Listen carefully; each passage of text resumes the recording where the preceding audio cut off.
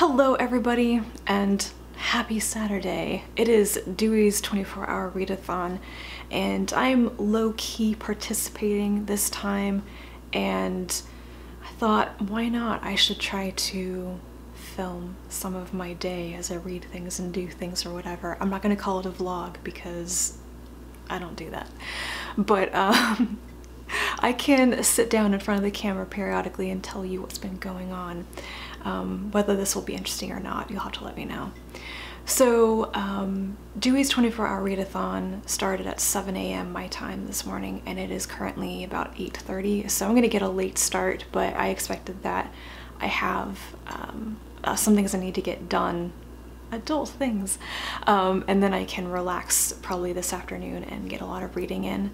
So I haven't had breakfast yet, but I'm working on my tea, and I don't actually have any breakfast food that I want to eat right now, so I'm probably just gonna make a meal out of biscotti and then go to the grocery store and stock up, because that's what I need to do. I need to go to the grocery store as soon as the grocery store opens. It doesn't open until 9, and then I need to plant my garlic. It's kind of chilly today, so I'm probably gonna wait until this afternoon to do other garden work, but I can get out and plant garlic right away.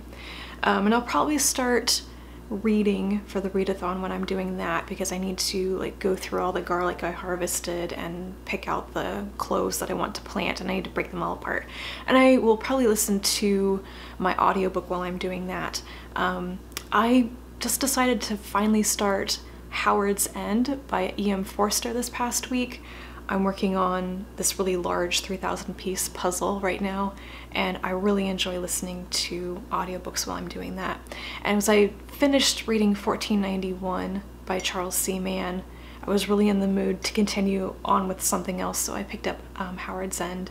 It's been on my to-read list for years because a long time ago Katie from Effusions of Wit made a video about it, and I was like, everybody talks about Morris by Forster, but not Howard's End, and she made it sound great. So here I am, years later, finally taking her recommendation and reading it. But I'm not 100% sure what it's about. I know I've read the synopsis before, but it was a long time ago.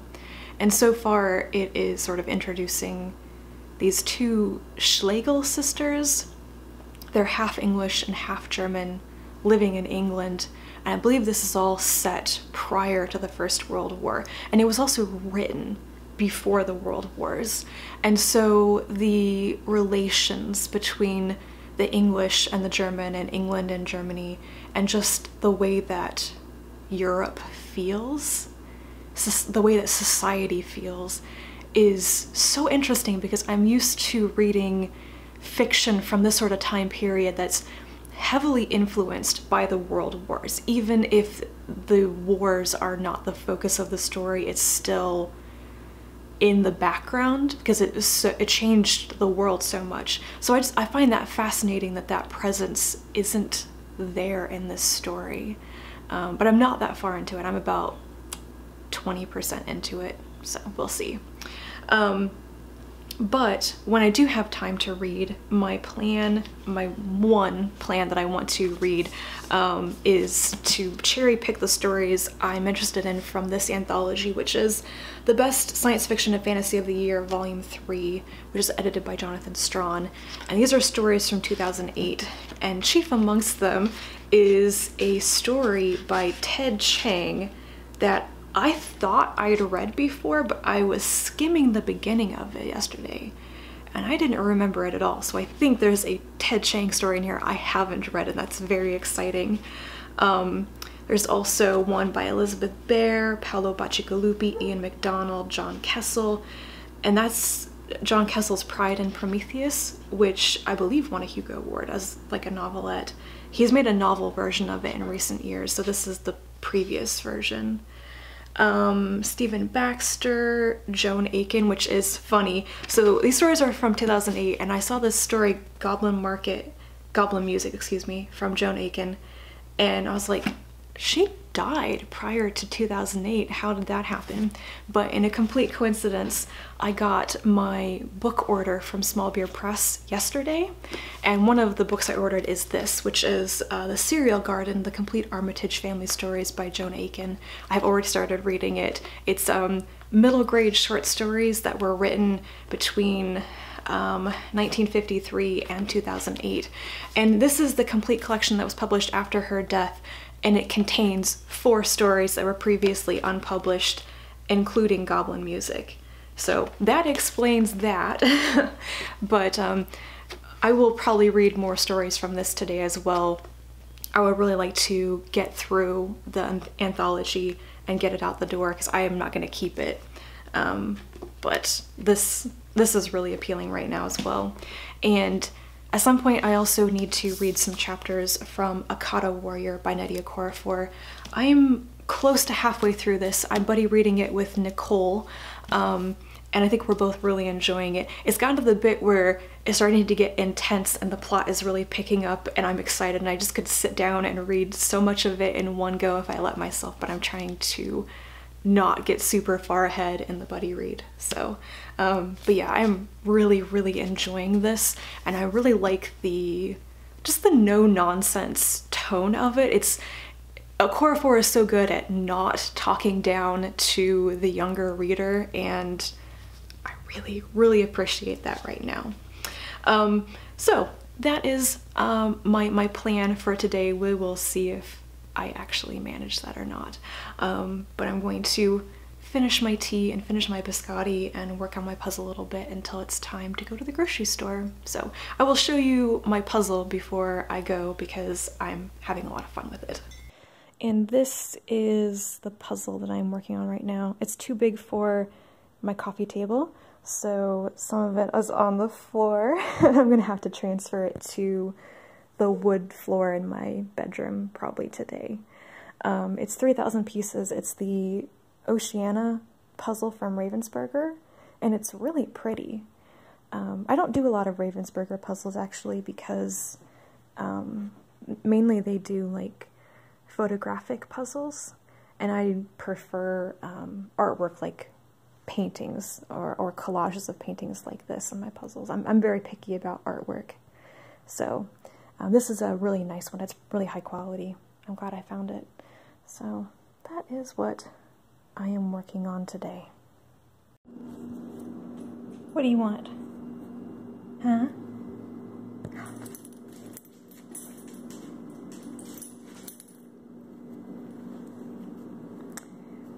Well, all right then.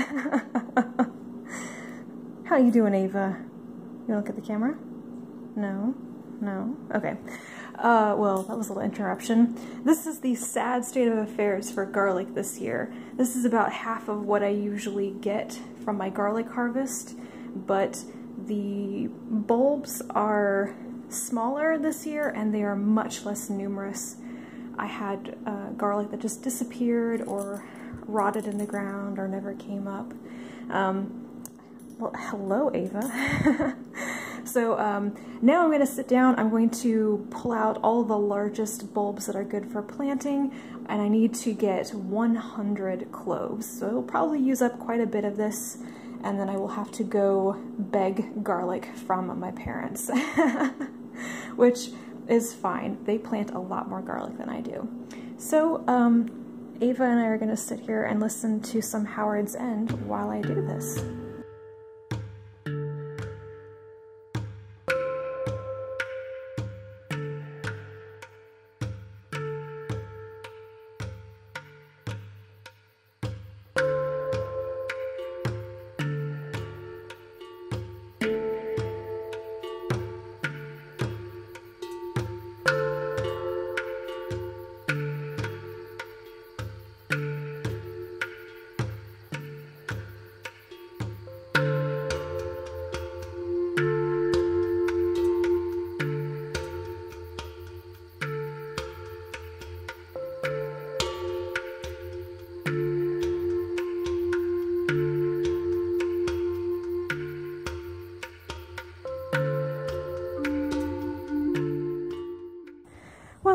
Not too bad for about an hour's worth of work. I got my garlic planted in these 2 boxes, and I need to come out and cover it with some fencing just to keep the animals out while it's beginning to grow. A lot of times the squirrels and cats come in and dig up the garlic cloves, and that's how I lose garlic. But I am really tired, and I will do that later. So I weeded all along here and down some of the pathway, and I'm really worn out. A lot of it is Bermuda grass, and it is as tough as wire to pull out, so my hands and my shoulders are really hurting now. Yeah, I'm really out of shape. But I think that's enough outside work for today. I'm going to go in and eat an early lunch and then start reading. Hello! It is early afternoon and the light is very weird, like my face is partially in shadow, but just the light in the window is kind of weird. So I have not been paying attention to the readathon for most of the day. I sat down to start reading stories from this anthology. I read 2, and then a group of us started talking about Worldcon arrangements for next year when it's in Dublin, and I got caught up in that. I ended up booking an Airbnb, and I'm tracking people down to add them to the reservation list, and like, oh my god, do I need to like start booking flights now or something? And so yeah, my head just went off in that direction. But I think I need to take a break. I feel like I've kind of had this adrenaline rush. I get very nervous about traveling, and I feel very I feel like I'm not an adult enough to make actual travel arrangements sometimes, but I guess I'm doing it anyway. But I hope to, you know, actually read more for the rest of the afternoon. I don't really have anything else to do, which is nice. It's an absolutely beautiful day. It's very breezy and sunny outside, but not hot. And if I had a good place to sit outside where I don't feel like my neighbors are staring at me all the time, I would, but I don't have like a porch to sit on or anything, so wah, listen to me whine. Anyway, I'm going to make some tea, get myself a snack, and get back to reading. The stories I read so far in this are Exhalation by Ted Chiang, which was a very interesting story about mechanical people who breathe argon gas, and they exchange their lungs for replenished lungs every day, like canisters of gas instead of what we think of as lungs. And it's about like the tendency of everything to reach equilibrium, and the differences in air pressure are really important in the story. And it was really interesting. But I shouldn't be surprised because I usually love Ted Chiang's stories. The other one that I read is Shoggoths in Bloom, however you say that word, Shoggoths, by Elizabeth Bear, and that was also interesting. For some reason I thought it was going to be like a horror fantasy story or something, and it really wasn't. It's about a Black professor in 1930s US who goes off the coast of Maine to investigate these Shoggoths, these mysterious things that live in the ocean. They only come out once a year when they go into bloom, and so he wants to see them so he doesn't have to go into the actual ocean to find them. And it's really all tied up in this period between the world wars and characters noticing that World War II is coming, and the main character had served as a soldier before and is seeing the signs coming from Germany, the persecution of Jews compared to the persecution of Black people in the US and things like that. And I found that very interesting. It did not go in the direction I thought it was going to. So the next one I'm going to read is The Dust Assassin by Ian MacDonald, if I like it. I've started and not finished a couple of others in here because they didn't hold my attention. So we'll see how that goes.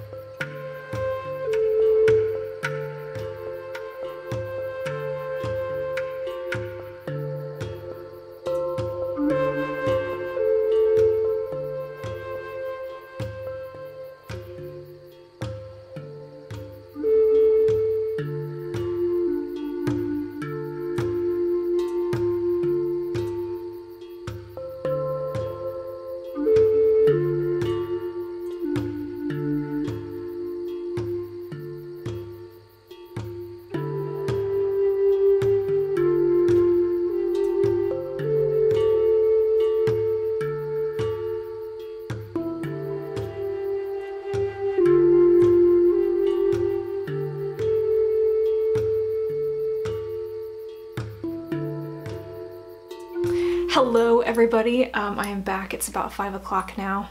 The dog has joined me on the bed. I've never filmed in here, and honestly it feels a bit weird. I would prefer to not film in my bedroom, to be honest. But there are children outside and I really don't care for their screaming and yelling to be caught on the camera because it picks up on the audio. I have listened to about 2 hours of Howard's End. I'll probably get a bit more of that in while I'm eating dinner and what have you in the evening. I've got dinner preparing right now. I made muffins, one of the recipes that I wanted to try from my whole grain vegan baking cookbook. So we'll see how it turns out. It smells good. And while it was in the oven, I read some more stories. I have read from here The Dust Assassin by Ian MacDonald. This is like the third story I've read set in this particular world. I want to say it's a version of India in the future that he's written entire books about. The setting is incredibly vivid. These stories are all very rich in detail. Everything is described in such an interesting way. However, the plot of this one was essentially two warring families. One of them turns the last daughter of the family into a weapon against the other, and then they kind of try to annihilate each other. And it went exactly the way I knew it was going to when I realized that the last person in one family was a woman and the last person in the other family was a man. I knew it was coming. So I was a little disappointed at how unoriginal the core story of that one felt, even though it was dressed up in some really great fashion. And then I read Pride and Prometheus by John Kessel, and it is a mashup of Pride and Prejudice and Frankenstein, but the most interesting thing about it to me is that it focuses on Mary Bennet, rather than the other four Bennet sisters who get more page time in Pride and Prejudice. So it's set maybe like 10 years after Pride and Prejudice ends, and Mary Bennet is still not married, and she meets Victor Frankenstein and they kind of hit it off. But the weird thing to me was that there was really no change. Like, this meeting didn't really seem to have an impact on either of them. It was interesting while it was happening, but then they go their separate ways and that's it? I don't know. I'm not horribly tempted to read the novel-length version unless it's quite different in its plot. And right now I'm in the middle of Beyond the Sea Gates of the Scholar Pirates of Sarskoe, or however you pronounce that, by Garth Nix. And And so far it's opened up with pirates, and the captain of the pirate ship is a woman, and that's all I've gotten to so far. So I'm gonna finish that story, and then by that time my dinner will be ready, and I will listen to some more of Howard's End, and then I'm going to read a couple chapters of A Kata Warrior so I can message Nicole back and continue our conversation. And yeah, I'm starting to feel kind of tired. I've not done much of anything this afternoon except lie in bed and read and then make muffins, but there you go. It's kind of like my favorite thing to do on the weekend. And I'm back, and I'm a little angry right now. It's about 7:30 now, and my readathon is going to end earlier than I had planned. I was going to make like a whole night of it and try to stay up really late to the wee hours of the morning or something, and that's not gonna happen because I have to be up early tomorrow morning. I have to put up a fence. I got done with dinner and I went out with my dog to walk her, and I went over to look at my lilac bushes. I've got them planted in what's going to be a hedge between my yard and my neighbor's yard. And I'd seen the kids who were playing football last night in my yard broke something off of one of them, but when I went out to look at it closer, it was falling over. At some point, they completely broke my bush. I don't think it's going to survive, but there's a small possibility some of it might, so I taped it up, but I was livid. I've moved through the stages of angry. I was so angry I cried. Then I was so angry I was ready for a fight, which I'm usually not like that. I'm not that type of person. And now I'm like so angry I'm laughing about it. You know, it's kind of amusing, but I was having such a good day until I discovered they damaged my property. Those bushes are not cheap. And yeah, so I didn't see it happen, but I'm like 99% sure I know what happened. So I'm not gonna confront the family about it because I just didn't see it, but I'm putting up a fence. I didn't want to do this. That's the reason why I planted the hedge, is a fence doesn't look good out there. It's not the style of the house or the yard or the neighborhood or anything, but you know, I'm going to have an ugly temporary fence for a couple of years while the bushes are growing, and the children will not be able to run through it or jump over it. But that's why I haven't done any reading. I went out right away, like immediately, with my dad, and I bought fencing. He's gonna come over in the morning and help me put it up, so I gotta be up bright and early for that. No sleeping in for me. So I'm gonna try to salvage some of my evening. I'm gonna take my anti-anxiety medication because I think I need it right now, and I'm going to finish reading the Garth Nix story, and I'm going to read those couple of chapters of A Kata Warrior that I said I was going to, and then I may just call it a night. If I do stay up any later, maybe I'll do another update, but I might be too tired for that. So thank you for listening to me vent. I feel like I have been talking endlessly about petty neighborhood drama, but this is one of those things that's been building up for years, and I just can't take it anymore. It's caused me so much stress and anxiety and has ruined the peace of my home. And I really resent that. So I hope wherever you are not having difficulties with your neighbors like I am. So this may be the end. If it is, good night. If it isn't, then I'll see you later. Alright, I'm back for one final update. It is now past the end of Dewey's 24-hour readathon. It is about 11:30 on Sunday, and I pretty much failed at finishing up what I said I was gonna finish reading last night. I ended up DNFing the Garth Nix story because I read a couple more pages of it and just completely lost interest in it. So I actually read another story from this anthology called Cheering's Apples by Stephen Baxter, and that was really interesting. It was kind of one of those SETI program does detect an alien signal type of stories, but it went in a direction I didn't quite predict. Basically the narrator's brother is the one working on the project to like decode and unpack what's in the alien signal, and he's kind of a jerk. And does something that I think ends up with the moon being destroyed. But anyway, beware of opening messages from very far advanced aliens, basically. So it was a good story to end my readathon on. I was gonna read more of Akata Warrior, but I had a raging headache, so I went to bed early. I got up early. I still have a headache, but the fence is now up. My dad came over early this morning and helped me put up the fence, or I should say I helped him because he did most of the work because I had no idea what I was doing. But that is done and I'm feeling better, and I am not feeling super great today. I got all that done, and like I said, I have a headache and I just feel, I think it's allergies, I just feel awful. So I may not get any filming done today. Sunday is when I usually do all of my batch filming for the week, and if it doesn't happen on Sunday, then it probably won't happen. So we'll see maybe how I feel later today, and if I get any time to film a couple of things, because I have a book haul to film with lots of exciting things, and I need to film my A to Z Readathon TBR at some point as well. So we will see if that happens. Yeah, those are my rambly thoughts this Sunday morning. I'm going to go eat some lunch, and if you made it through this entire kind of weird vlog and my petty neighborhood drama, then thank you. And I will be back soon with a different video, and until then, bye.